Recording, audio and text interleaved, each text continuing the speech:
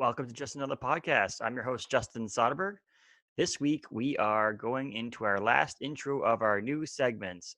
We introduced Pull List with Paul Eaton from Galactic Comics, where we talk about comic books and our top favorite comic books a couple weeks ago. Last week, we talked with Adam Morissette of Dirigo Draft Services to talk beer, what to drink Thanksgiving. We'll have another one of those coming up in December on what to drink for Christmas, alcohol-wise. And this week, we do movie night with Josh Moulton of Queen City Cinema Club in downtown Bangor. So these segments will be top 10 lists of our favorite movies in different genres. There'll be top 10 lists for actors and actresses, directors, movie genres themselves, superhero movies, whatever strikes our fancy. So this week, starting off that Thanksgiving is tomorrow, Thursday, the 26th, we thought we'd jump right in to getting ready for the next holiday after that. So you can listen to this on Thanksgiving or the day after Thanksgiving or Wednesday when this comes out and prepare yourselves for your top 10 favorite Christmas movies. And I will give my top 10 and Josh is going to give his top 10. And this is how it's going to work. So we'll read 10 through 6 and go over those ones briefly, and then we'll get into our top five, and actually break down some of the reasons why there are top five. So tune in to this episode and just get into the Christmas spirit. Let's talk holiday movies. Let's talk our favorite, historical moments of these movies, or our favorite pastime memories of these movies. This is Movie Night with Justin, myself, and Josh Moulton of Queen City Cinema Club. Our top 10 favorite Christmas movies of all time. Enjoy.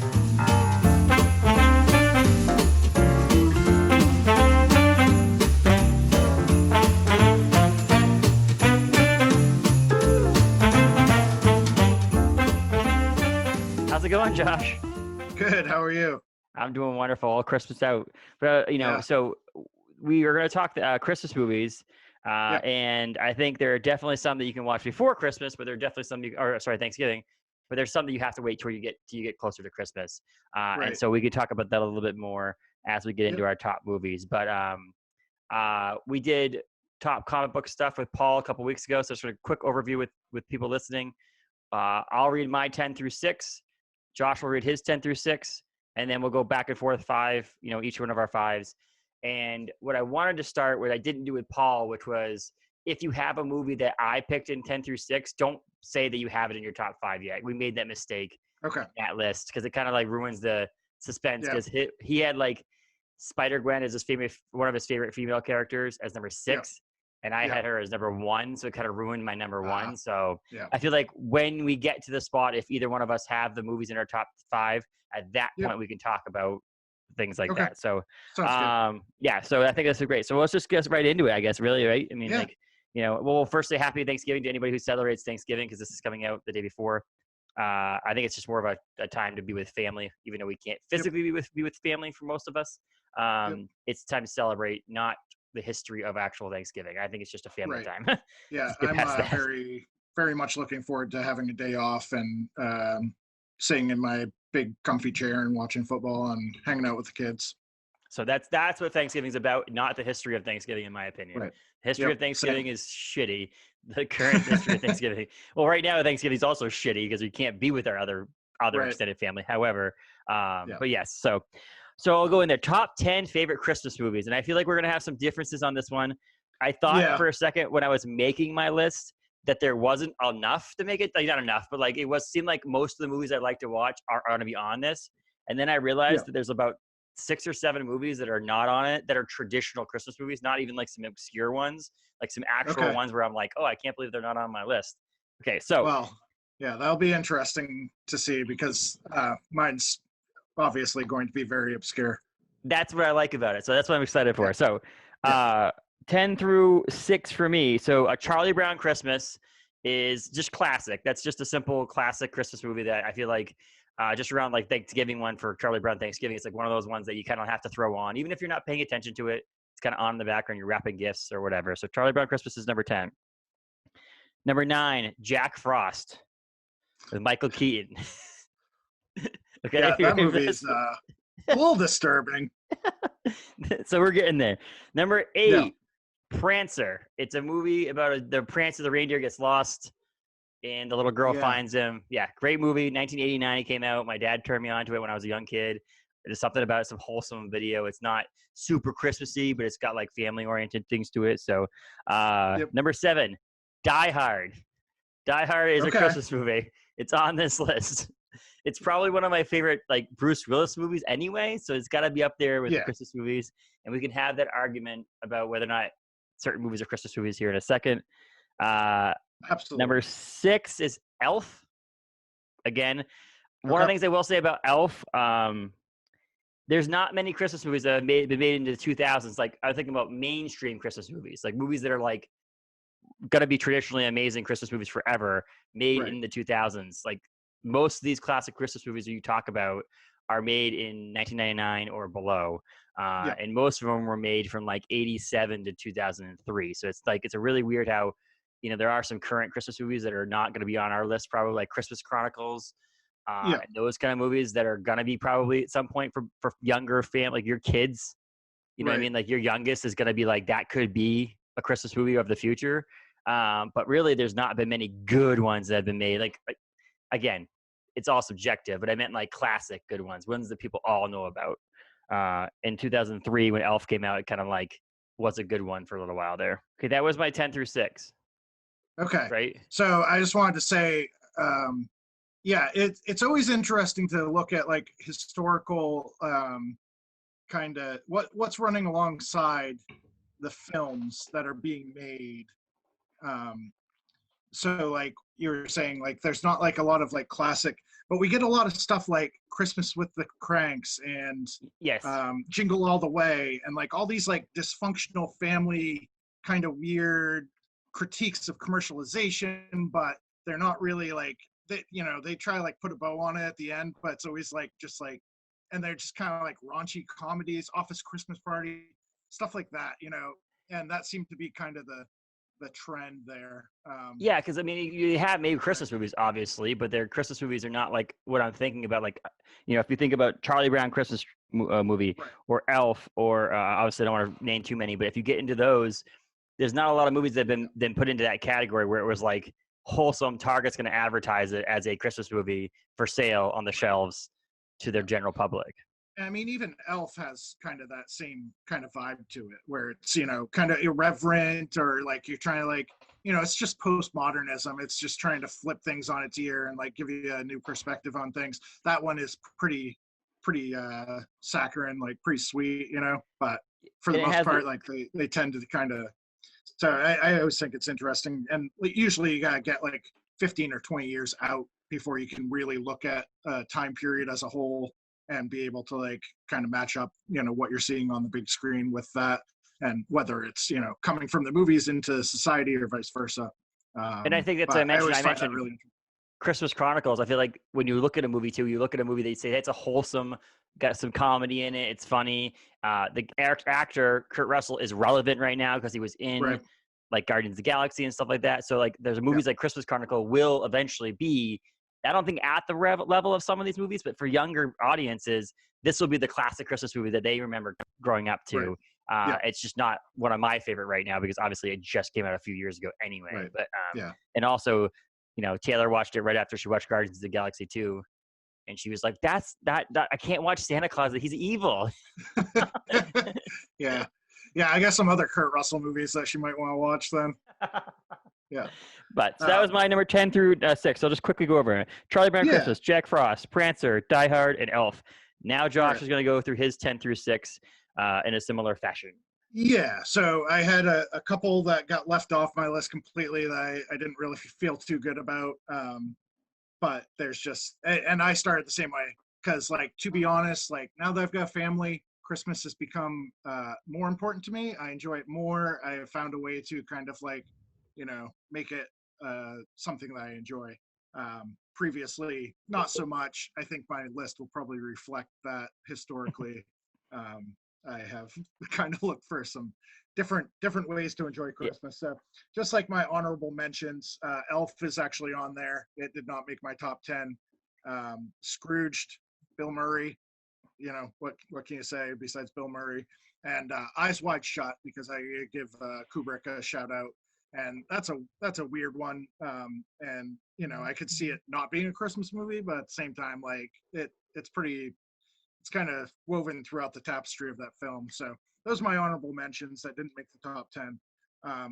But at number 10, I actually put 3 movies because you know me, I can't stop once I start. So Silent Night, Deadly Night, Black Christmas, and Better Watch Out. These are 3 slasher films. A couple of them very early on in the slasher genre, actually. And I think actually I want to say Black Christmas might have been one of the first slashers, which is really interesting that, you know, they decided to, but, you know, when you think about it, you want to subvert expectations.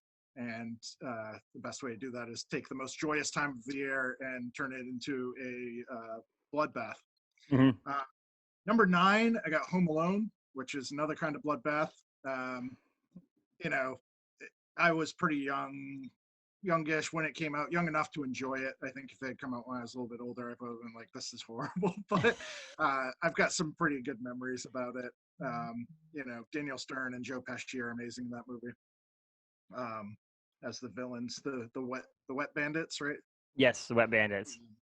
Number 8, Krampus, fairly new one, but I've always enjoyed reading about like the Scandinavian folklore, and that's kind of an Americanized, you know, take on it. It is not a good movie, but enjoyable for me, being the horror fan that I am. Number 7, Terry Gilliam's Brazil, dystopian nightmare fever dream, and it's really like a pretty effective critique of the commercialization of Christmas. And there's a whole bunch of weird stuff in there, that same kind of thing. It's like kind of in the background, but just like, it's just, if you haven't seen it, you should see it, and then you should see it again to try to let it sink in a little bit, you know. So it's a weird one.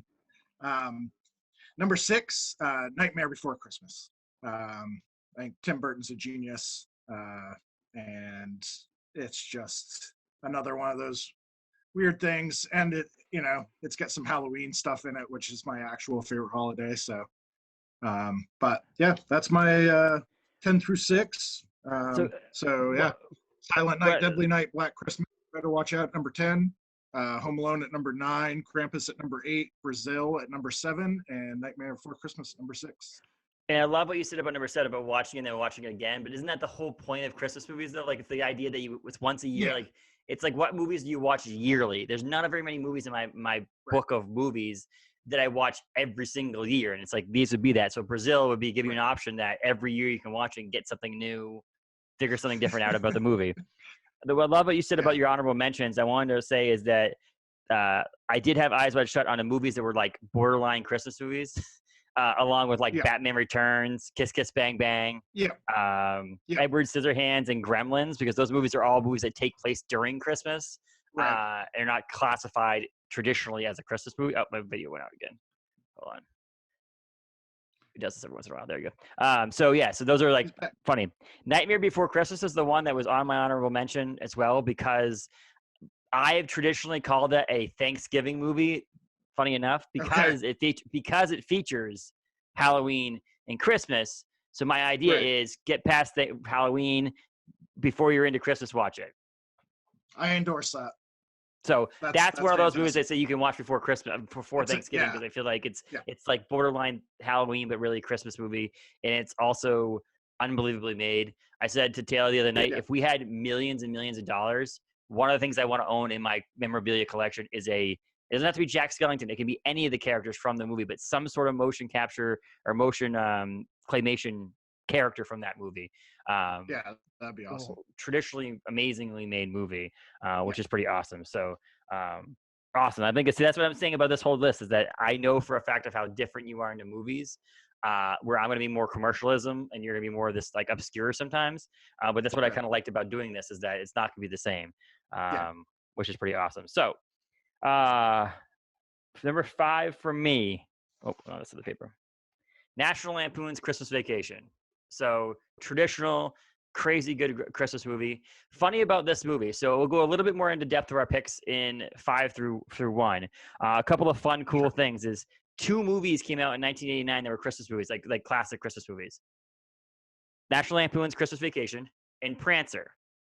They both starred Johnny Galecki from Big Bang Theory. He was in both those movies, and they both came out Christmas time in 1989.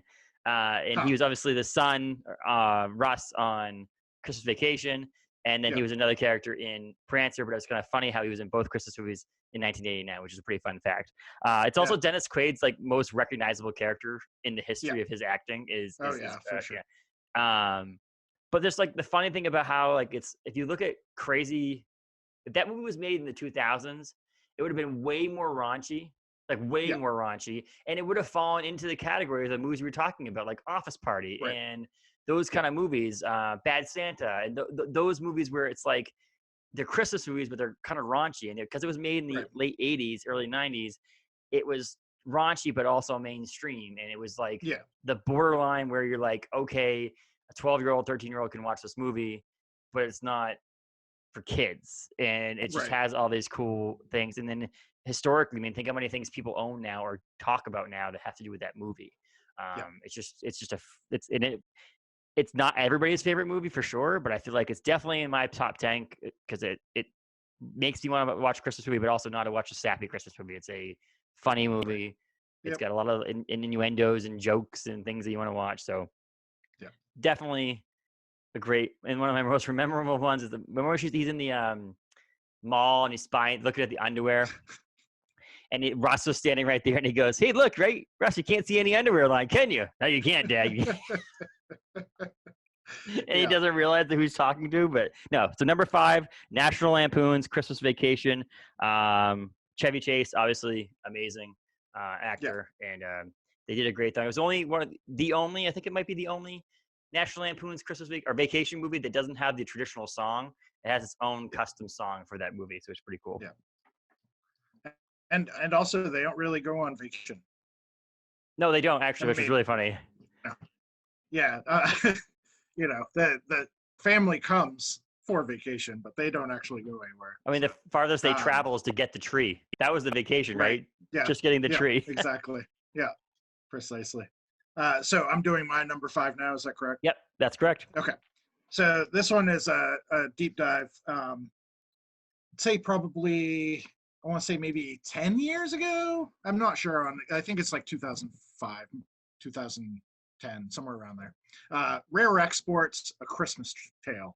So I got into Scandinavian horror, especially Norwegian horror.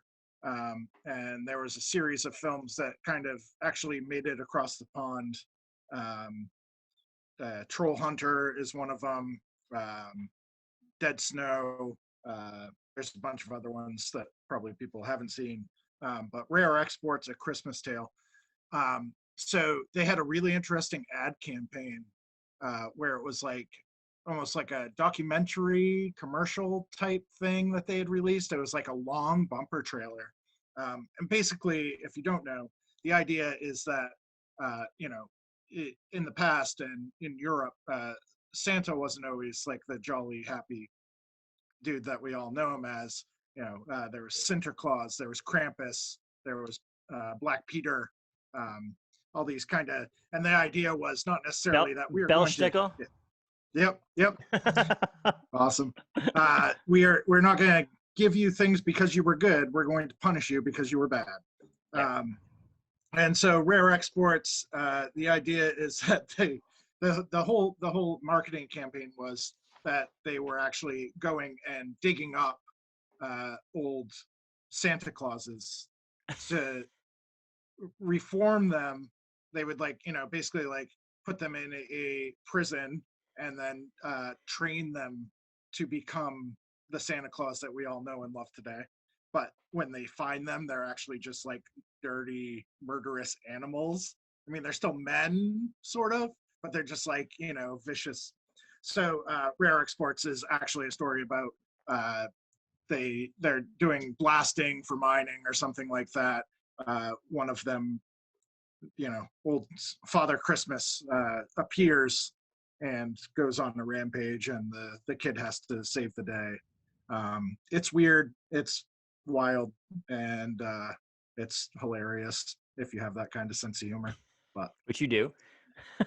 which I That's do, awesome. yeah. Yeah, so that's like another, like I said, again, another surprise, not surprise, but for me, but a surprise for other people maybe, is that there are more than just the commercial Christmas movies. And then I'm looking it up. I mean, Right. Rare Exports: A Christmas Tale is a 6.7 out of 10 on IMDb, which is a reputable Yeah. score on Yeah. IMDb. If you think about it, I mean, obviously not everything can be 8s and 9s. A movie that's 6.7 actually says to me, I'd watch that in a heartbeat, knowing nothing Right. about this, Yeah, yeah. based on that. And in Metacritic is a 71%, and Rotten Tomatoes is 90%.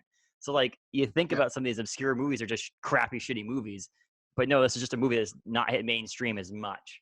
Yeah, in this that one's movie. like, I mean, it's really the production value is very high. It's not like, you know, you're not watching a B movie or a grindhouse, you know. What year did that come out, Justin? 2000, it's 2010 actually. 2010. Okay. Yeah, I knew it was about 10 years ago. Yeah. Yeah. It made 1.803 million euro. Which I don't know the mathematical equation. Yeah. But yeah, that's awesome. So like, there's so number 5 and number for each one of us. Number 4 for me, again, it's a lighthearted one that you can watch. I watch mainly right around Christmas because I like the trees up and the snow is falling and stuff like that. Is A Muppets Christmas Carol. And so A Christmas Carol obviously is a long time story, and it has very iterations of it. But this is the only one I like a lot, and that's because of Gonzo and Rizzo narrating it is the best part. The rest of the movie I could give two shits about. It's the Christmas, like them going back and forth. It's like a stand-up comedy bit, and they're like, Abbott and Costello. and they're like, light the lamp, not the rat. Light the, and he's like, light, and they fall off things, and they get left behind things, and they fly into windows, and all that stuff just makes it like laugh, and you know, plus the creation. It's like the old school Nightmare Before Christmas in a sense, where it was like, that's a long movie to make and a long undertaking to make with all the Muppets. You know, it's crazy. And it was actually the first Muppet movie that was made without Jim Henson.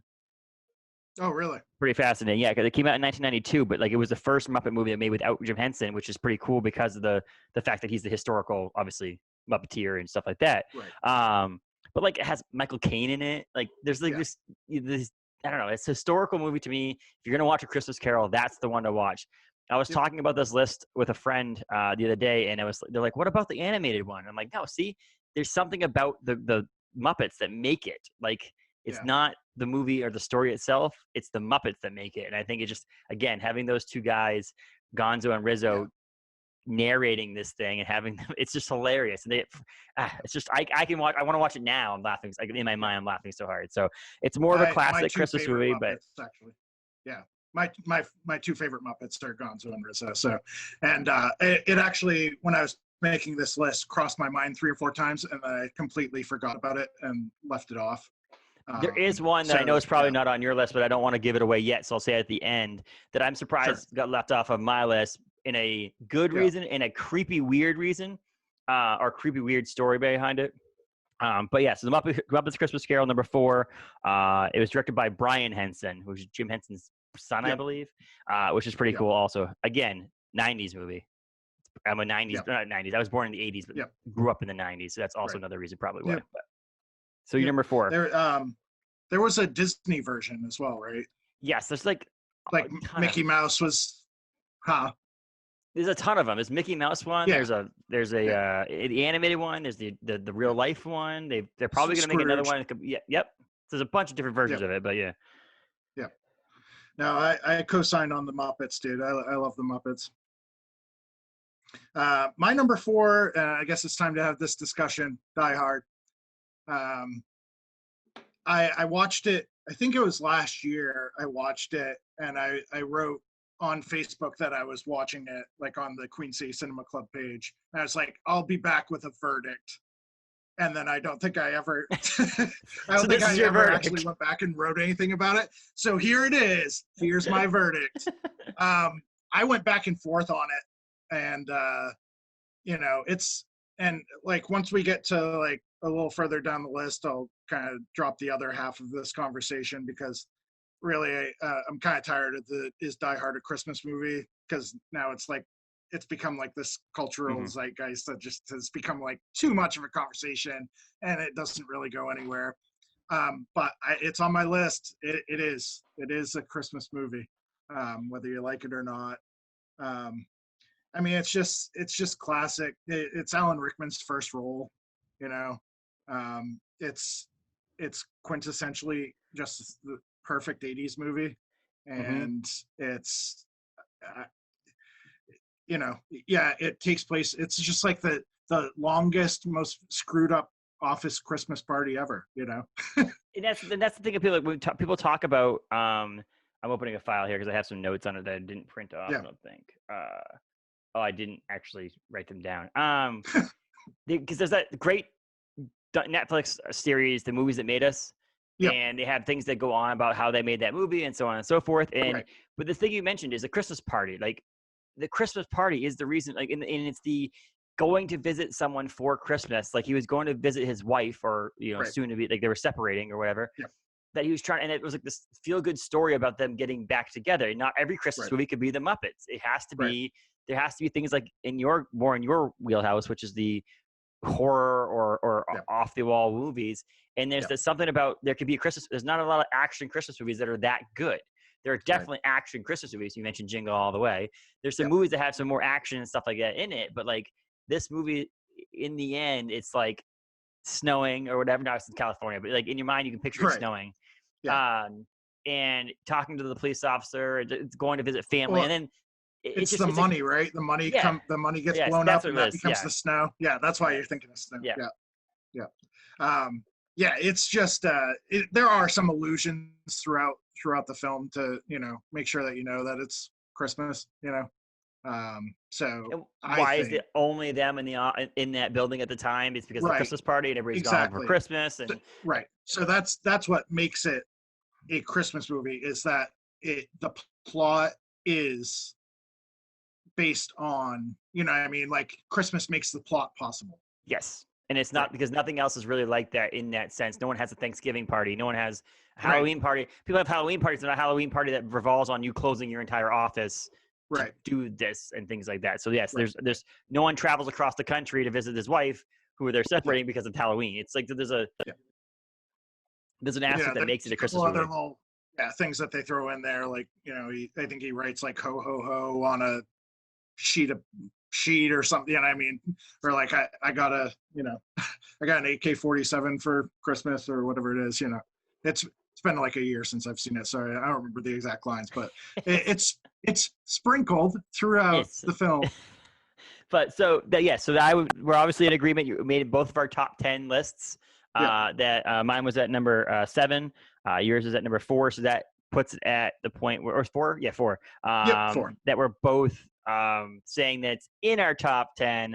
It's not the top movie and it's not the bottom movie, but it's in that mix there. But it is a Christmas movie, and I Yeah. always will say it's a Christmas movie. It's in my watch list every year for Christmas because of it, Yep. and it's worth it too because it's so good. It's a great movie. Yeah.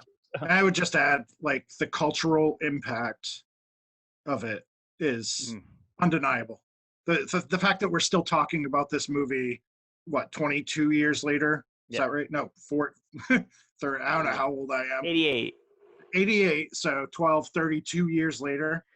32 years later, and it's still like, you know, top 5 conversation that people have around Christmas time, and we still Well, watch it, and people it's talk a about. great I mean, movie, but I'm wondering if it's talked about more because people want to debate that it's a Christmas movie or not. Like, yeah, I think it's kind of self-perpetuating.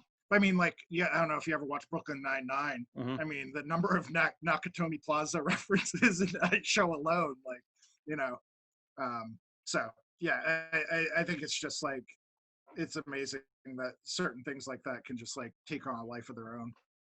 It's so yeah, and the other ones were good, but I think Die Hard Yeah, is Die Hard. It's the same thing with a lot of movies. This the first movie, and most movies in the world are the best. There are a few yep, select movies that the sequel or the third movie were the best in it, but right. Die Hard is Die Hard, and that's what it is. Yep. So at number 3, I'm gonna cheat a little bit too, in a Okay. sense. Like you picked basically 3 movies for your 10th. Yeah. I picked, in a sense, all of the claymation Christmas movies Okay. at number 3. However, I did write down The Year Without a Santa Claus, which is my favorite out of all of those. Yeah. Again, it goes to the whole writing, or I'm writing this one down. Hold on. Goes to the whole hard to make movies that don't make that way anymore. And so there's that. There's the memory. If I think about Christmas as a kid, that's my memory. Like that's what my parents used to sit down and make us watch or have us watch. It also is the best in this realm of commercial Christmas movies. Characters of Heat Miser and Snow Miser are the two quintessential. Like I just looking at pictures of that reminds me of Christmas so much, even though there's such a small part in that movie in a sense. And they made a realistic Santa who gets sick. Like he actually has a problem, and and there's that. And Mrs. Claus has something to do. If you look at traditional Christmas movies, Mrs. Claus are just the package that comes along with Santa Claus. In the Year Without a Santa Claus, a woman is taking care of Christmas because Santa Claus can't, and it gives her something to do, which is something you don't see in Christmas movies at all. It's just absolutely either don't exist in the movie, or they just reference that if you see Mrs. Claus, don't tell her we did this kind of thing. So, so number 3 is technically The Year Without a Santa Claus, but I would say I would incorporate all Santa Claus is Coming to Town, Rudolph, Frosty, any of those animated claymation movies from the 70s are all good. So. And they didn't make my list, but not because I didn't grow up with them. Same with Charlie Brown Christmas, which you had on your list. I'm just kind of, I guess, if you had asked me when I was a kid, of course, all of those probably would have been like 3, 4, 5 or whatever. Now my tastes have adjusted a little bit in my old age. So the interesting point about the Mrs. Claus, it's called the Bechdel test. So it's, is this woman character given something to do? Is she not just a prop? Is she not just a damsel in distress? Does she have speaking lines? These are things that we have to consider.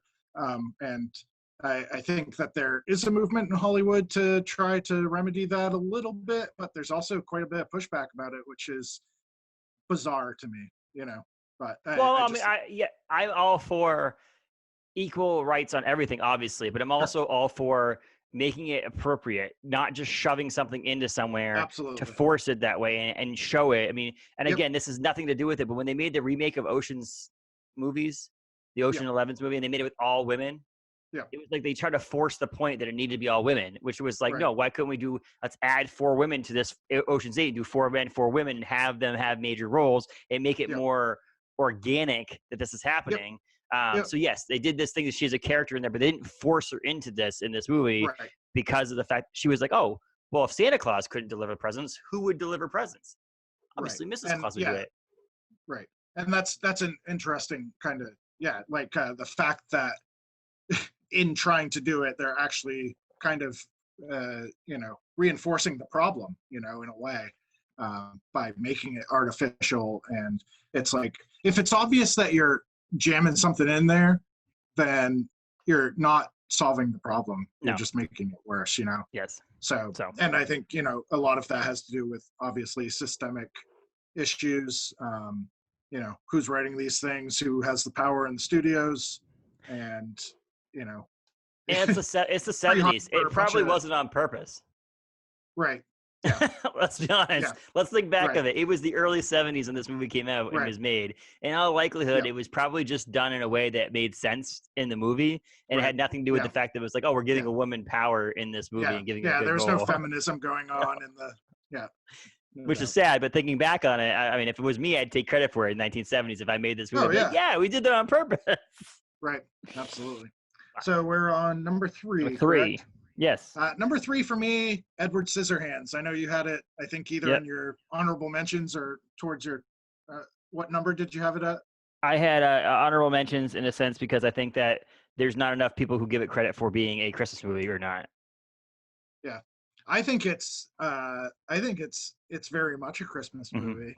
And it when you start the film, the first half of the film all takes place in like this green, kind of sunny black hole sun suburbia type thing. Everybody loves him, and he's just like this quirky little dude that runs around with scissors on his hands and does the topiaries, and and then about halfway through the movie, it turns really dark, and it's also Christmas. Mhm. So it's like this really interesting juxtaposition of kind of going against your conceived preconceived notions of what this should be and what you expect. And it just, for me, it's number 3 because it's one of those films, same as number 2 and number 1 for me, that just are like quintessential parts of my childhood, made me who I am. Tim Burton lives in my head, as I had mentioned with Nightmare Before Christmas, and I think I had another one on here too. He did Batman Returns is Yes, another he Tim did. Burton Yep. movie that also takes place at Christmas. Is there something? I know there's people who like Christopher Columbus and stuff like that who directed Home Alone, and some of the people who wrote Christmas movies are obsessed with Christmas. Is Tim Burton, like, obviously he's done Christmas movies, a bunch of them now. Is he obsessed with Yeah, Christmas just like everybody else is, or is it just like he happens to must be be. that he I writes haven't movies? actually read anything. Keep I talking. haven't read anything that actually kind of delves into that. I'm probably gonna go try to find something once we're off and read about it. But yeah, I found that really interesting because I was making my list and I'm like, I mean, Batman Returns is actually, I don't know if it's I had like other issues with it. Probably the Christmas part. It's just like, Probably. you know, but yeah, Edward Scissorhands. It's just like, it's really disturbing and painful and just like everything you want out of a Christmas movie. And it's funny because if you think back on it But too, I yeah, mean, it was people, something that just stuck with me. The art direction is amazing.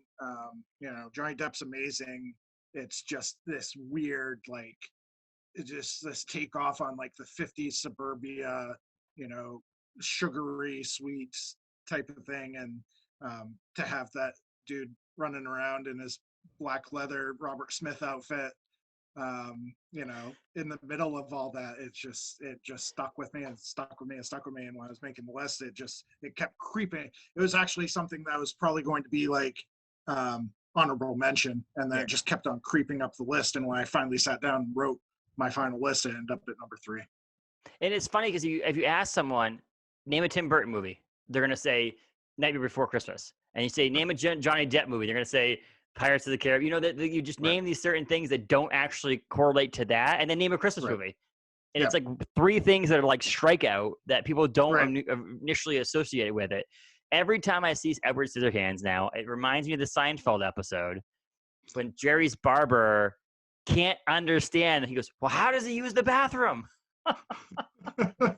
It's like that is Yeah. a plot hole in this movie. Like, how do you undo your Yeah, pants? for sure. For a dude specifically, like that's dangerous. But yes, you're Yeah, right. absolutely. There's movies that And- are it takes place in Christmas, but there's a story that goes behind it, makes it a memorable Christmas moment, not just it happens to be you look in the background, there's a tree in the background. Like it's actual Right. storyline to it. Right. Absolutely. Right. Let me open this beer. So that's awesome. So I like the fact that you picked basically at least 2 movies, and I picked 1 so far of movies that are like those borderline Christmas movies that people don't associate always with Christmas, but are with Die Hard now and Edward Scissorhands. Yeah. Okay, so let's go on to number 2 for me. Okay, so number 2 is one that you've already had. You had it number 9. I have Home Alone.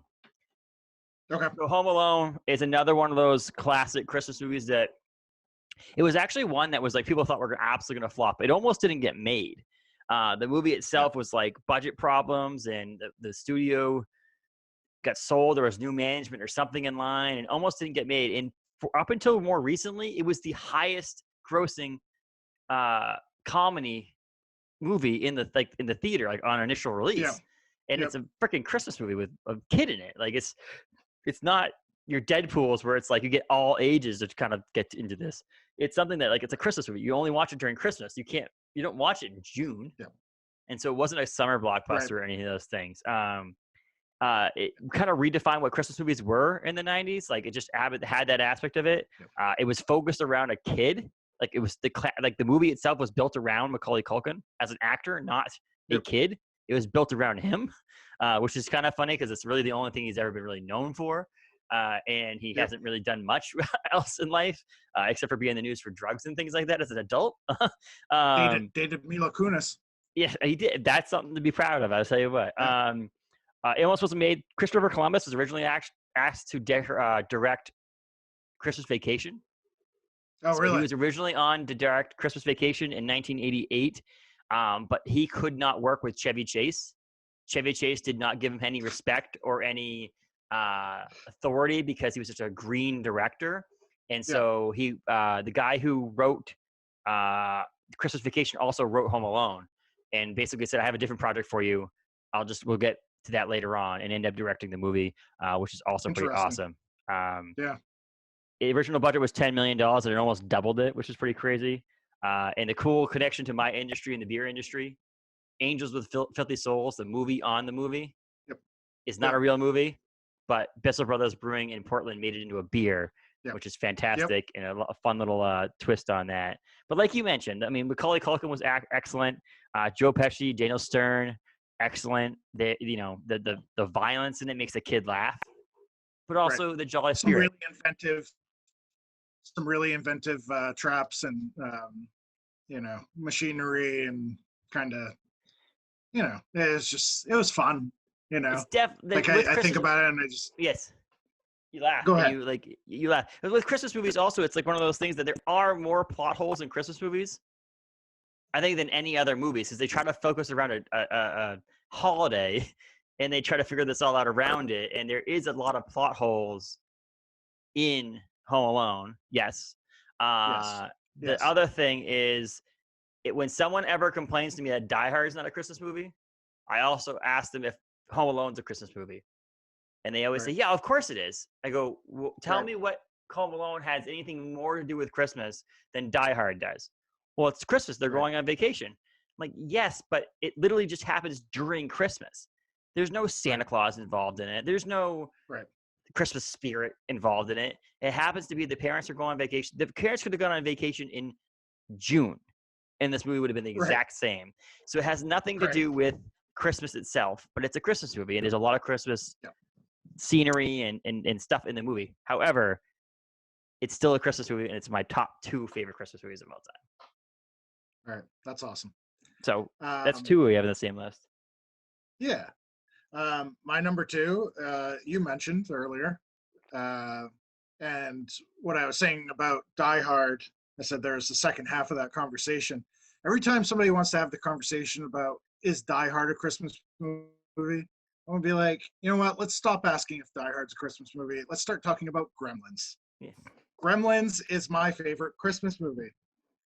Even though I put it at number 2, we'll find out why in a minute. Mm-hmm. But it's, like I was saying with Edward Scissorhands being a formative part of my childhood, Gremlins might be the movie that I watched the most ever in my life. And it is, another Christopher Columbus actually wrote the screenplay. Mm-hmm. Joe Dante directed. I love Joe Dante.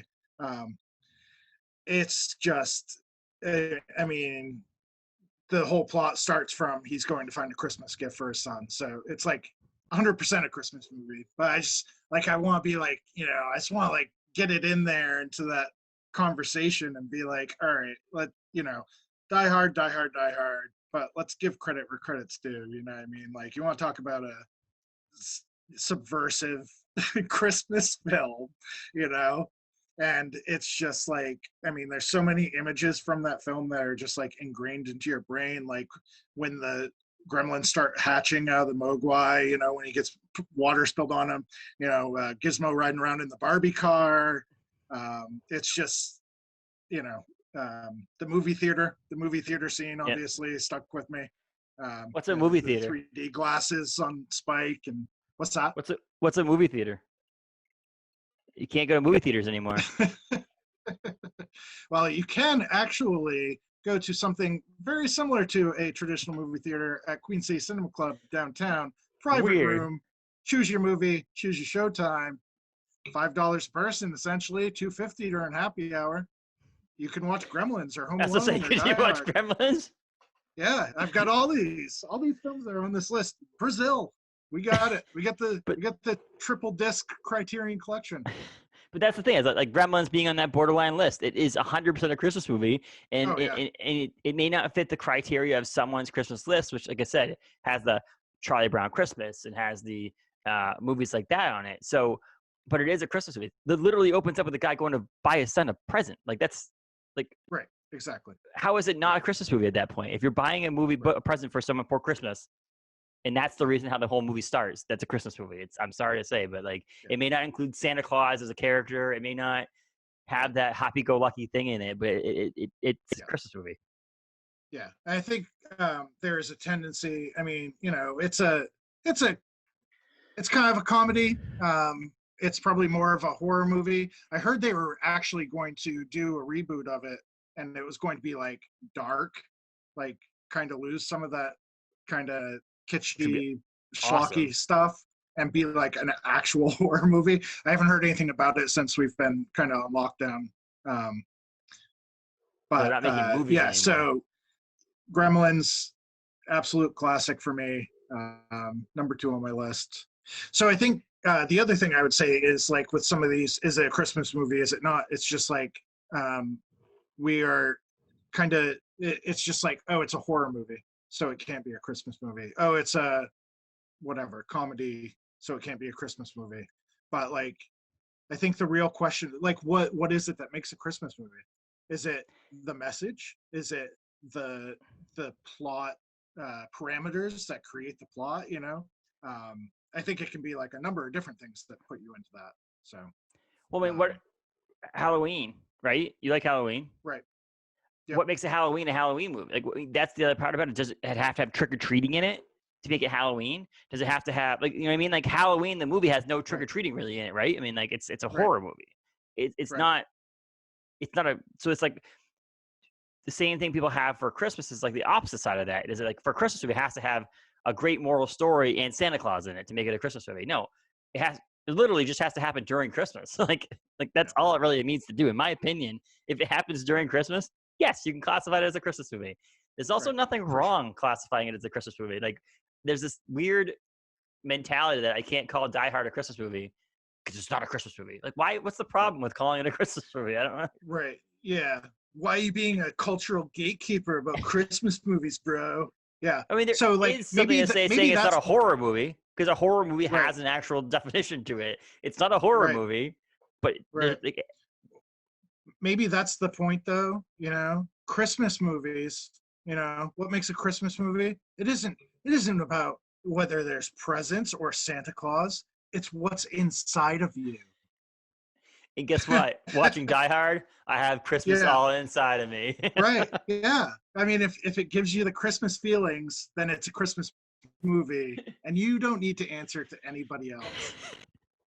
So, Christmas movie is 100% Christmas movie. Is my number 1 pick, which is The Santa Claus with Tim Allen. Really? Yes. The Tim Allen? So here's my reasoning. You gotta listen to my reasoning now, right? I mean, like, this is where it comes down to. So, Tim Allen, first of all, I used to love Home Improvement. So, like, Home Improvement, and it's basically the same comedy. There's no real difference between his comedy and Home Improvement and in the Santa Claus. The original role was written for Bill Murray. Yeah. I would have also loved it if Bill Murray was the Santa Claus. Oh, yeah. For sure. But it probably stuck with me as a kid because it came out in 94 and I was 8 when that movie came out. Right. So as a kid, I was the son.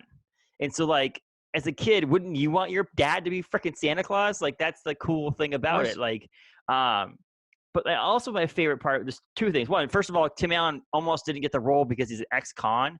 He was actually in prison for 2 years for cocaine, and it's a Disney movie, so they weren't hiring ex-cons at the time, so he almost didn't get the role.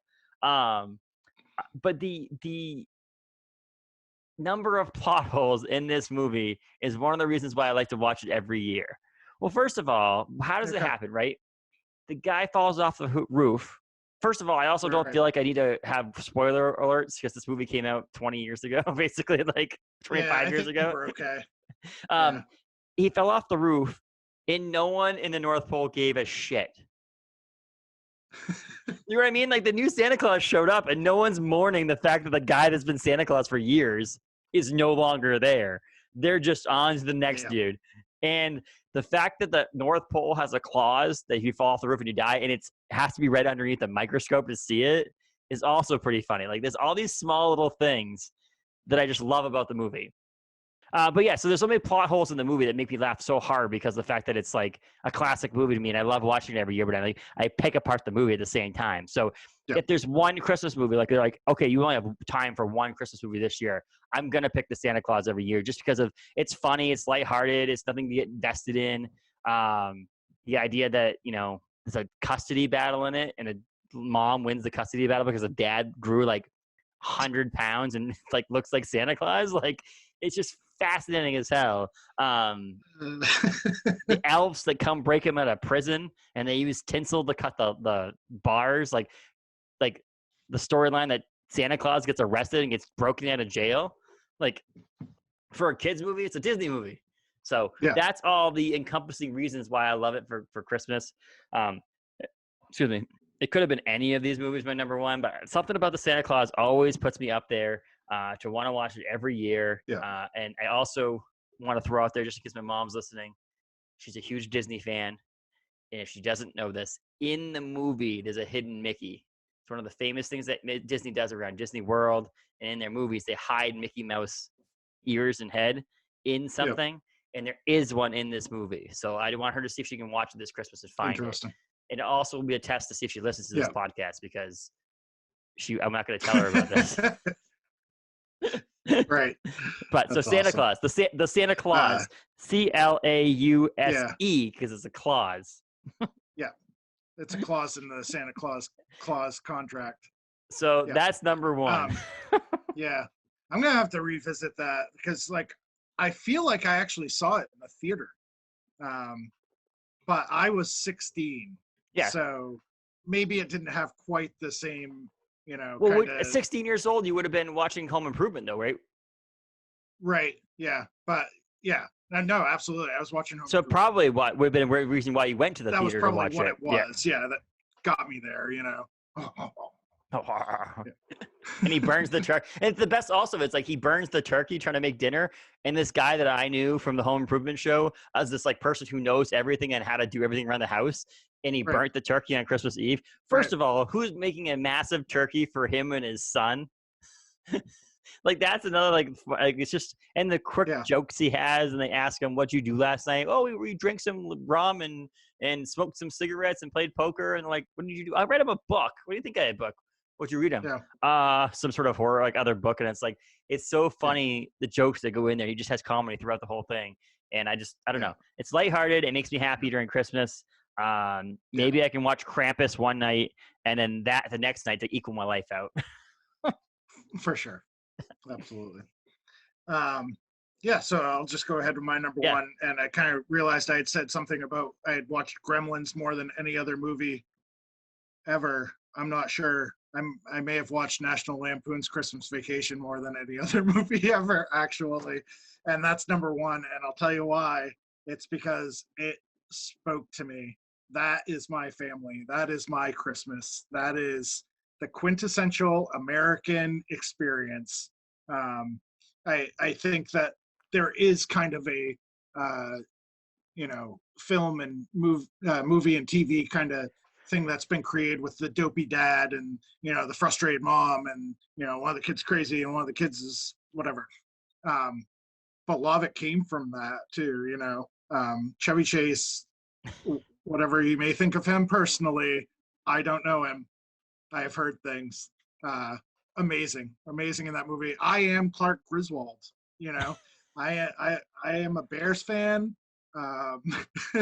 Sadly, I want an in-ground pool for Christmas. Like it's just like it was everything about my childhood. That's how Christmas was for us.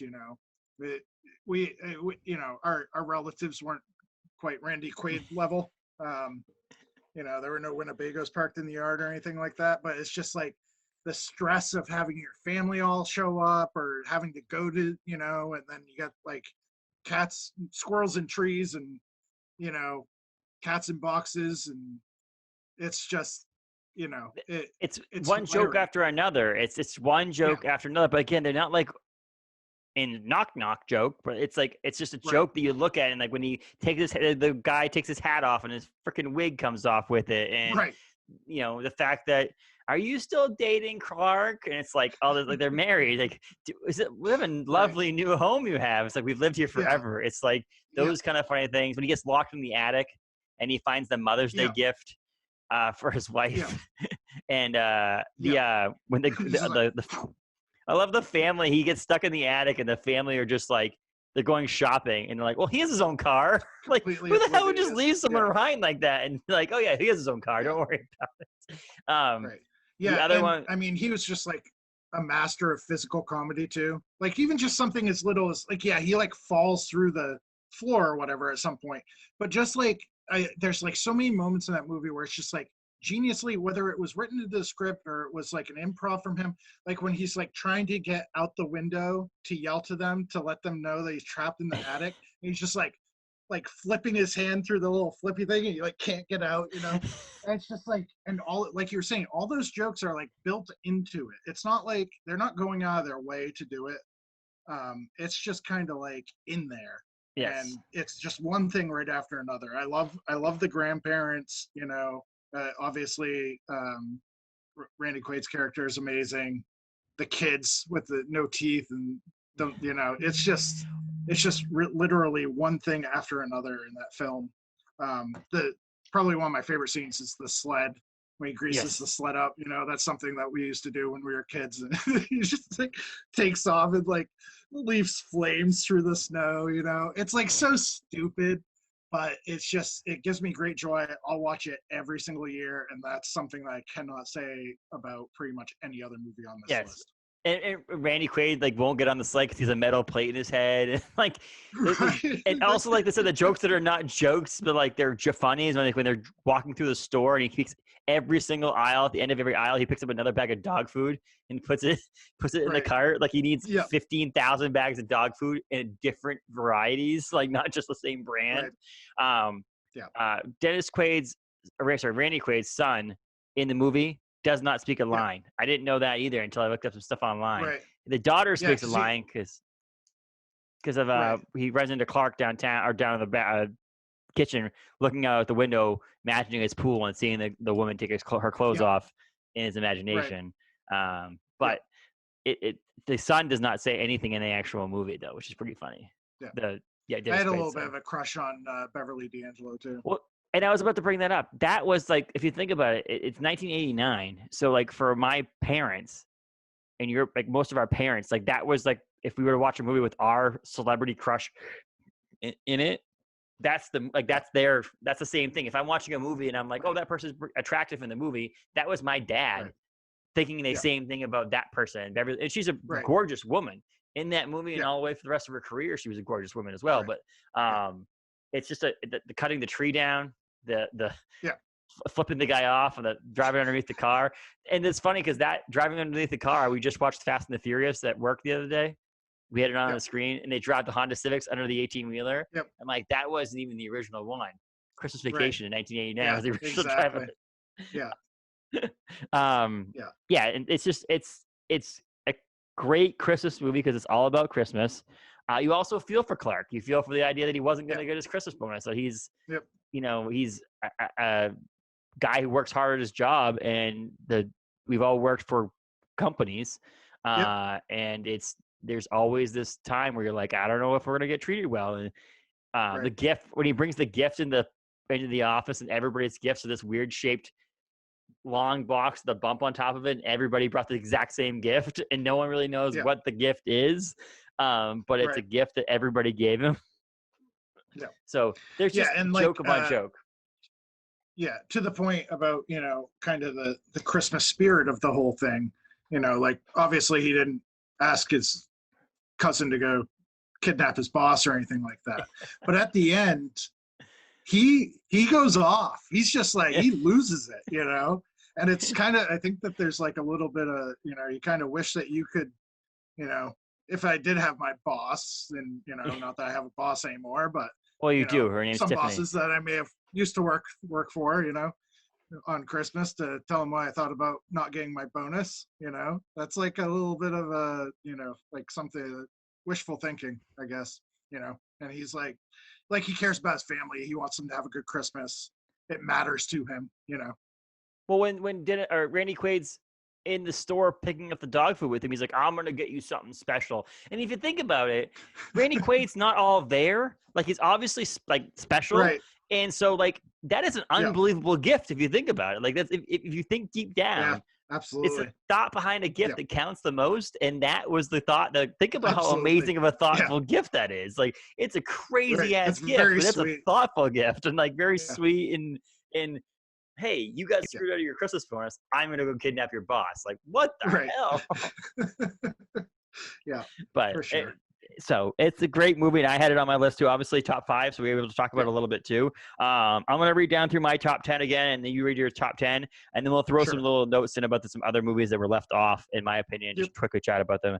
I had 10, Charlie Brown, 9, Jack Frost, 8, The Prancer, 7, Die Hard, 6, Elf, 5, National Lampoon's Christmas Vacation, 4, The Muppets Christmas Carol, 3, The Year Without a Santa Claus, 2, Home Alone, and 1, Santa Claus. Why don't you read yours?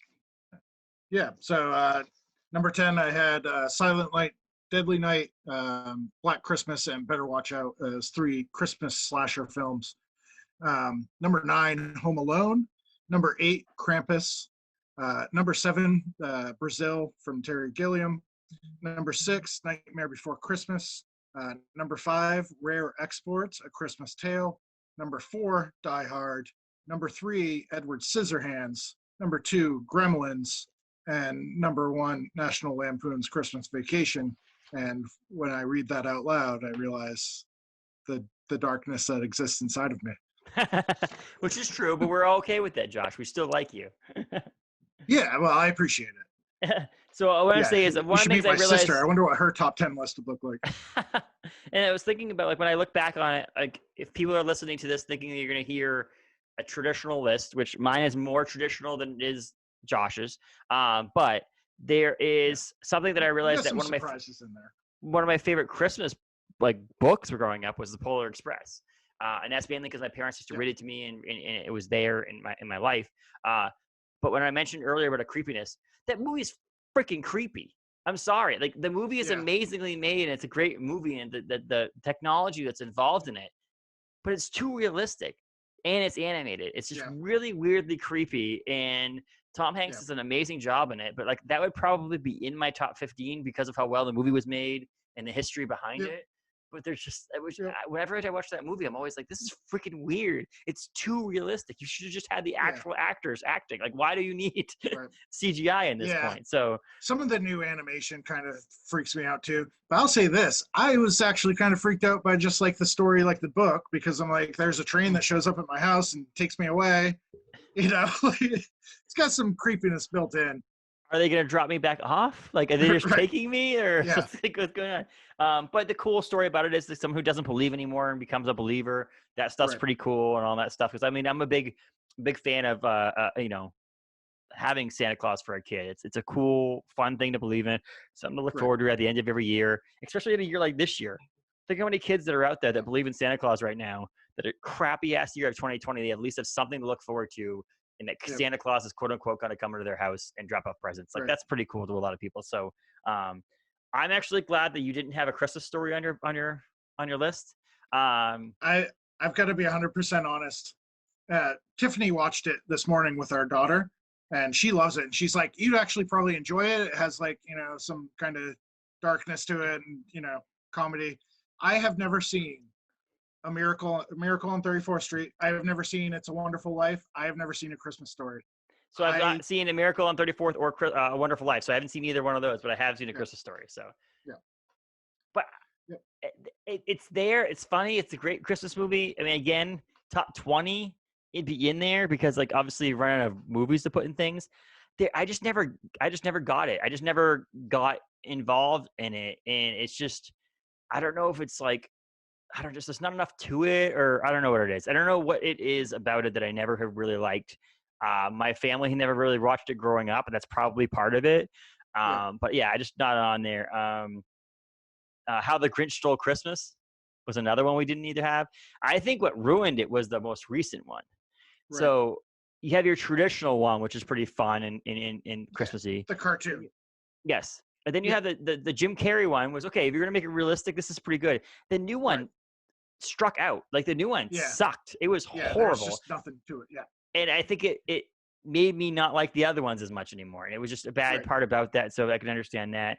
Yep. Um, I wanted to put Bad Santa on my list. I did want to Yeah. put Bad Santa. I'm sorry, that movie is freaking hilarious. And Yeah. It is. there, so I had a list of surprise. Not on the list is Polar Express, Christmas Story, It's a Wonderful Life, White Christmas, Yep. Miracle on 34th Street, A Christmas Carol, the traditional like a long time ago Right. Christmas Carol, and How the Grinch Stole Christmas and Bad Santa. And then again, I mentioned at the top of this episode, The Christmas Chronicles is probably going to end up on a lot of people's lists over the years. Like once it becomes more of a historical, classic movie to people, it will start becoming more like that. I think Kurt Russell does a great job in the movie. I love it because I lived in Lowell for 10 years, and it's based Yep. basically in Lowell, which Yep. is cool. And they're coming out with a new one next weekend. So Oh, cool. there is this cool part of it. I love Kurt Russell. I think Kurt Russell's amazing. No, it is. And so having Ego, the Living Planet, play Santa Yeah. Claus in a cool, hip, young, not young, but skinny-ish. You know what I mean? Like it's someone who he doesn't say ho ho ho. It's like he's trying to break some of the stigma of Santa Claus and make him his own individual person, Right. which is pretty cool. And having him come down to real world, like going to a bar and know people's names and all that stuff, kind of reminds me of my Santa Claus, the Santa Claus love. When Santa Claus is walking down, Tim Allen's walking down the street and he's like, Bobby, mean. Oh, Ryan, nice. Veronica, real nice. And he goes, in your dreams, sleigh boy. And he's like, oh. That reminds me of Kurt Russell could play the Santa Claus if they remade it because Oh yeah. he has that actual like pizzazz to him. Right. But yeah, so I can see in the future that being on there. Yeah. And again, if we did top 20, top 15, Nightmare Before Christmas would be on there. Gremlins would be on there. I don't know. I have this traditional thought process behind Christmas movies for the most part. And that's why I had my list. Yeah. Excuse me. Absolutely. And then if you wanted to throw in there, there's great Christmas episodes. There's Christmas episodes of TV shows too that are really cool. Right. And those ones you can throw in there. Some of the Office Christmas episodes are unbelievable. And they're known for it. There's like 10 Christmas episodes on The Office. Friends, I'm not a big Friends fan at all. I do not like Friends. Never been a fan of Friends. But they have like 7 or 8 Christmas episodes. So there are Christmas things that you can watch if you want to watch a cool snippet of something. The Office has some really good ones, some classic Christmas episodes that really define the series. Yeah. Was that the Benihana? The Benihana is one of them. The Moroccan Christmas where Meredith gets obliterated and Michael tries to drop her off at the rehab shelter. Belschnickel, there's the one where the Secret Santa episode and Dwight gets he thinks it's a gun, but it's really a nutcracker. There's just the teapot where he does the Secret Santa and Michael gets a shitty gift. So he says he buys Ryan an iPod. And he's like, no, Ryan needs to get the iPhone. We're all like and then Pam and Jim got Pam and he bought her the teapot, put all the prizes in it, but then Dwight's like, oh, I know I can use this for any of my sinus infections. He's like, I can pour the tea directly in my nose. He's like, oh my God. So there's just a great episodes like that. And I think there's a couple Seinfeld episodes that are pretty good. So, I mean, you could do a whole top 10 list of TV episodes too, but I'm excited because, let's get through Thanksgiving and have family on our Zoom and not at your house unless they live with you, in my opinion. Right. Josh runs a business and I run a business, so we want to be open. Exactly. So stay away from your family if you're not living in the same household.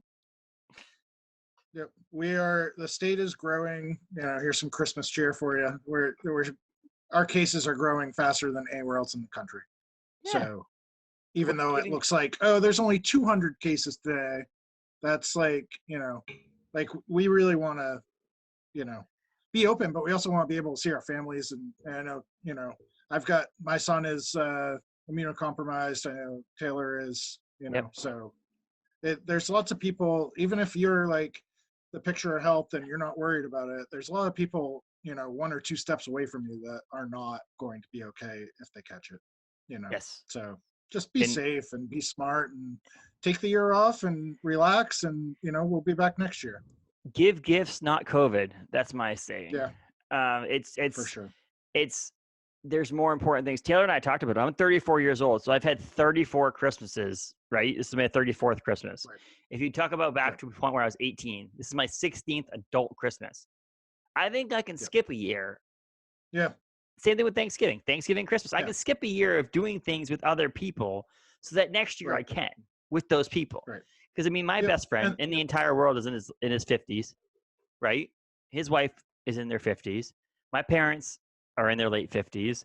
So it's like they're not young bucks. So it's like I don't want to have to worry about dealing with that and bringing them into my circle and all that stuff. So, and then for me and for you, if you were exposed to it or I'm exposed to it, we have to shut our businesses down. Right. Exactly. We've already had to do that, or in a brewing company, we did that for a week. And we may be on our way to doing it again, So fortunately, which is close early, and we'll see if we have to close completely, So the safest thing to do, and this is not against Josh's business or my business, is stay home. But if you want to get out, do it safely. And that way you can do it is you can rent a theater with just you and your other people that you're in your small circle, your family or your significant other. Rent a theater, watch a Christmas movie, get some delicious food. I will tell you right now, I am very impressed with the food that's coming out of Queen City Cinema Club. So get some delicious beer. I know you got some beer going on there. Did you guys order some Fruitful? We got a ton of stuff. We just brought we just tapped Golden Era last night from you guys. And Phonics is the rapper out of Portland. OBC beer. Yeah, we got a classic stout. We got actually I sell a tubular every single week. I've got the ice cream social backed up, so that's coming in soon. We just started working with Bissell Brothers, so Substance, lager beer, and some other fun stuff in the pipeline. Biff and Bev from Mass Landing.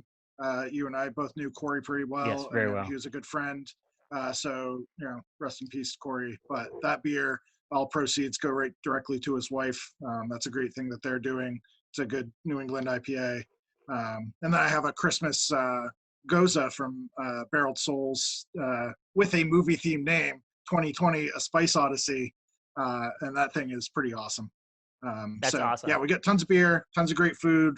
We'll be working on some specials. Like I said, like Justin said, we don't want people to come if they're not comfortable. If you're sick, stay home. But I'll let you in the back door. You can come sit in the theater. I'll give you a button. I'll come serve you. Gift cards are available online. We will ship merch to you. We are open for takeout, curbside pickup, non-contactless. Talking about delivery at this point to try to figure out any way that we can do things. So anything you need, just give us a call or email us and we'll figure out the best way to keep everybody safe and happy. I saw something this morning. I'm on a beer group on Facebook, and one of the people usually puts out what to drink on Thanksgiving, what to drink on Christmas, like top 5 things. And she decided not to do it this year. What she said was, she said breweries, but I'm going to expand this to places. Go and support the places for Christmas and Thanksgiving, like buying gift cards or going to get dinner or having a food or get to go. The places that you don't want to be without in life. Right. And so, in my opinion, in that top 5 places, Queen City Cinema Club is one of those places. I mean, I remember working there at your bar. I've gone to see a couple of movies there. We played board games there. My wife and I love your place. So this month for the Thanksgiving until Christmas, spend money at places that you don't want to be without. If that includes Queen City Cinema Club, if that includes a breakfast joint or a bar and restaurant or whatever it may be. I'm not going to pull names out, but that's what you should be spending money on this Christmas. Shop local is not just shop local at places where you can get knickknacks and things like that. Not that you shouldn't, because the Rock and Art Shop and all those places are great places, but also at places that you maybe you're not comfortable going out and getting in a theater right now, which is your own prerogative. But buy a gift card to rent a theater sometime in March when things are hopefully getting better or whatever. And so you can support Josh and places like that. you can support both us at Orono Brewing Company and Josh at Queen City by going there and getting food and watching a movie and drinking an OBC beer. You can do it all at once. Like it's pretty badass. Exactly. So, and I would include Orono Brewing Company in that list of places that we should be supporting, because you guys are awesome. Abe and Heather and, all you guys do such a great job for the community.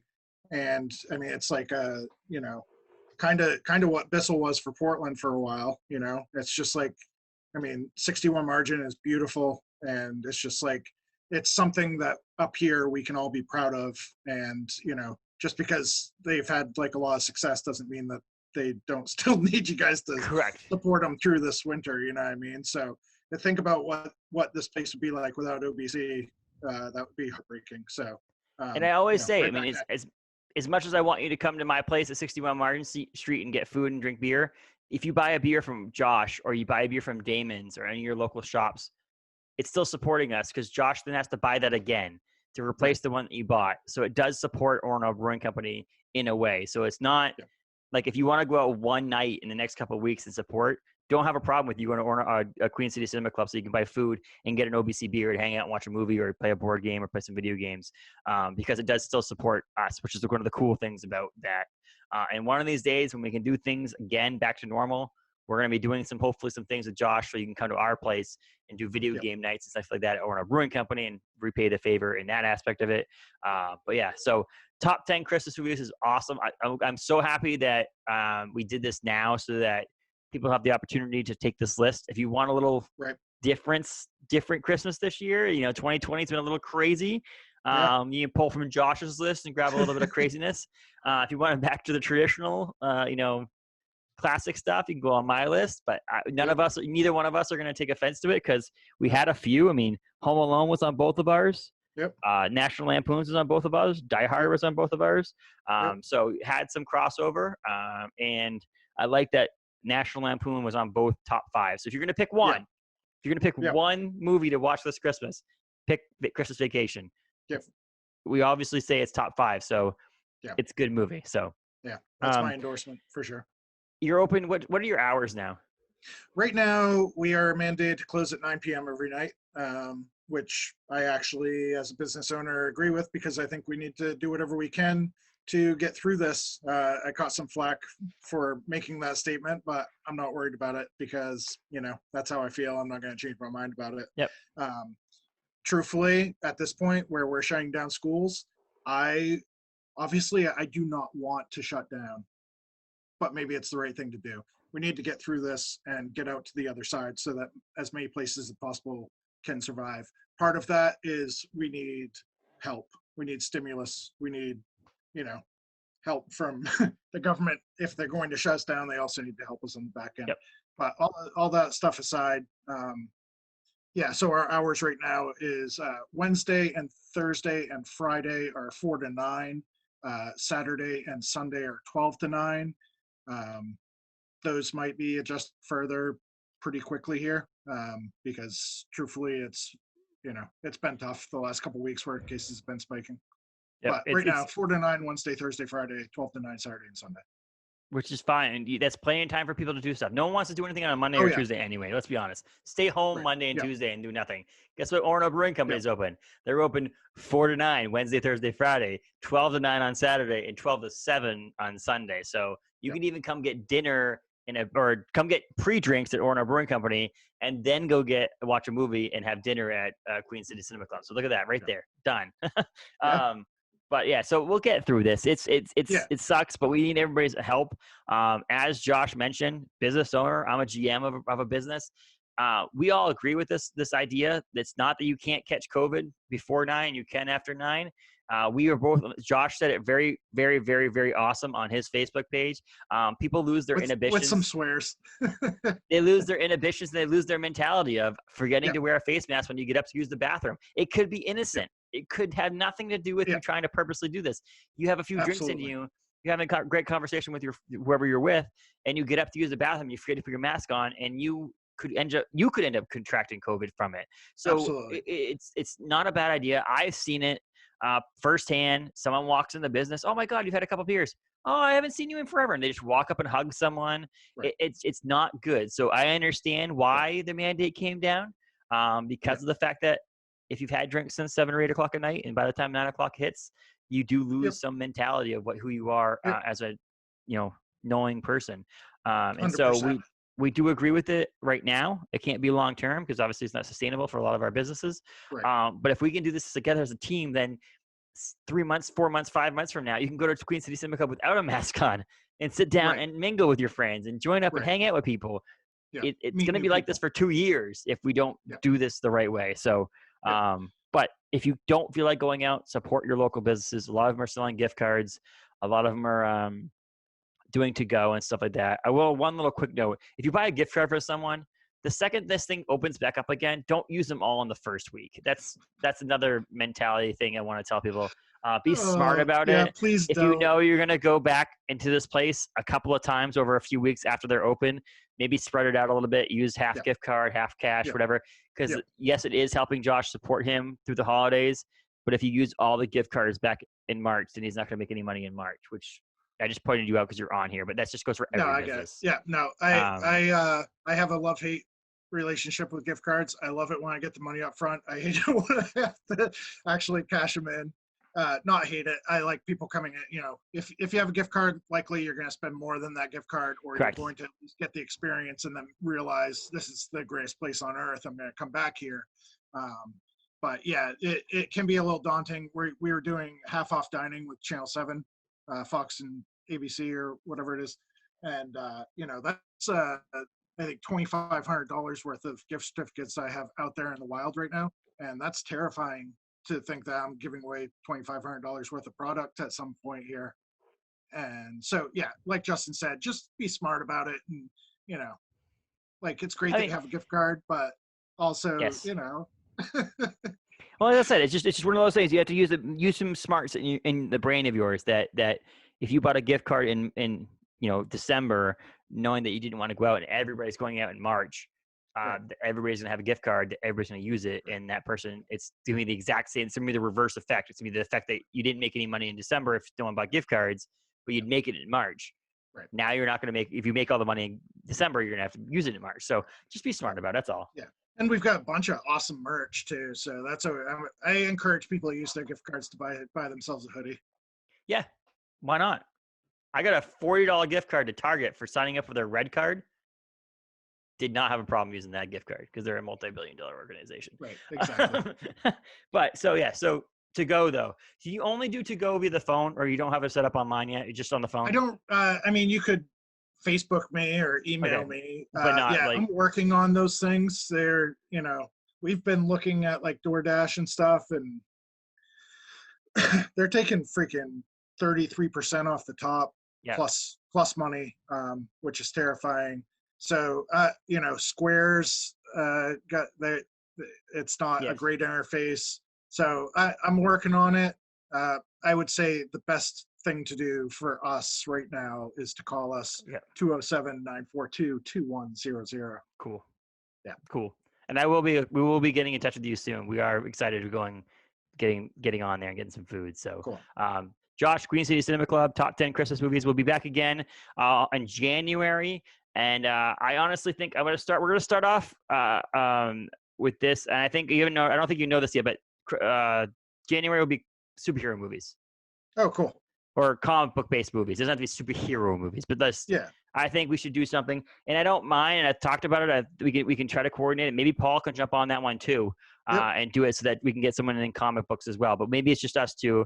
Maybe Paul can just give me his list so that he can be involved in it. But I just thought, let's get into some ones that are going to be easy for me to get into too. We were originally going to start with horror movies when you opened, and I'm not huge into horror movies, so I got some. But maybe give me some time to watch some over a few months, and then we can get into that too. Yeah, for next Halloween. Yes. Well, I thought about March, because March is the St. Patrick's Day has that kind of Leprechaun. Yeah, Leprechaun in Space is one of my favorites. Yeah. Yeah. So some of those. So tune back in January for another episode of Movie Night with Josh. But thanks for coming on, Josh. Thanks for co-hosting with me and doing this. Really appreciate it. Queen City Cinema Club, Facebook, Instagram, all those places you can find Josh. Sweet. Thanks, Happy Steve. Thanksgiving, and I'll talk to you too. before Christmas, but Merry Christmas. Absolutely. You too. Thank you.